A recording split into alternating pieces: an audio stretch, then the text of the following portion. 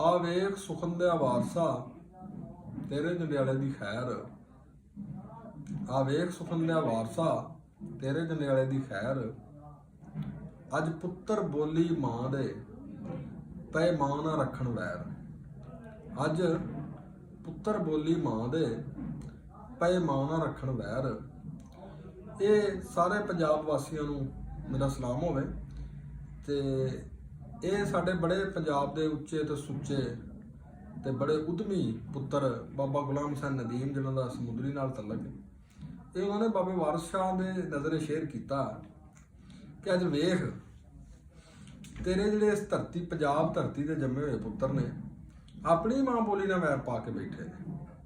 ਓਬੜ ਤੇ ਬਗਾਨੀਆਂ ਬੋਲੀਆਂ ਦੇ ਮਗਰ ਭੱਜੇ ਫਿਰਦੇ ਨੇ ਤੇ ਆਪਣੀ ਬੋਲੀ ਨਾਲ ਇਹਨਾਂ ਨੂੰ ਬੋਲਦੇ ਹੋਇਆ ਸ਼ਰਮ ਆਉਂਦੀ ਹੈ। ਤੇ ਅੱਜ ਜੇ ਦੁਨੀਆ ਤੇ ਤੂੰ ਆਵੇਂ ਫੇਰ ਤੇ ਤੂੰ